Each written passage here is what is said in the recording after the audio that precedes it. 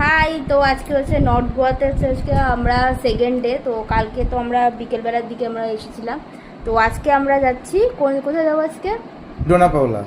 আজকে যাবো হচ্ছে আমরা ডোনা পাওলা বিচ। তো এটাই টার্গেট আছে, ফার্স্টে যাবো ডোনা পাওলা, রাতের দিকে আছে বাগা বিচ প্ল্যানিং আছে।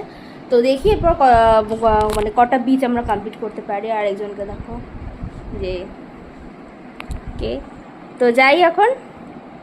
তো রাস্তা দিয়ে যাওয়ার সময় হচ্ছে আমাদের হঠাৎ খুব খিদে পেয়ে গেছিলো, তো এই জন্য ঢুকেছিলাম একটা রেস্টুরেন্টে। তো রেস্টুরেন্টে হচ্ছে ঢোকার পর আমরা জানতে পারি এটা হচ্ছে পিওর ভেজ রেস্টুরেন্ট। তো কিছু করার নেই, যেহেতু ঢুকে পড়েছে অলরেডি, তো ওই জন্য আছে আমরা ছোলে ভাটুরে অ্যান্ড ম্যাগি অর্ডার করেছিলাম। তো তারপর সাথে ছিল লাস্সি। তো বিশ্বাস করবো না, ছোলে ভাটুরে খেতে এতটাই মানে টেস্টি ছিল যে কী বলবো, খুবই ভালো ছিল।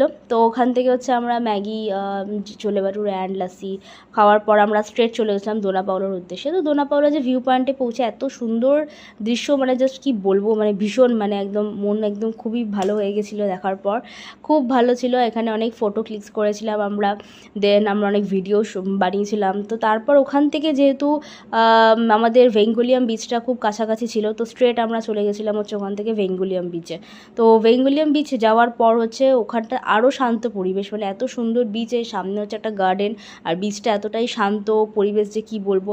তো তো এত সুন্দর একটা জায়গায় গিয়ে ভিডিও করবো না তা কি হয়, বা ফটো তুলবো না তা কি হয়। তো ফটো ভিডিও সব কিছু করার পর আমাদের ফিরতে ফিরতে রাত হয়ে গেছিলো। তো রাতে আমাদের ডিনারে পোলাও, বাটার চিকেন আর চিলি চিকেন ছিল। তো চলো বাই, দেখা হবে নেক্সট ব্লগ।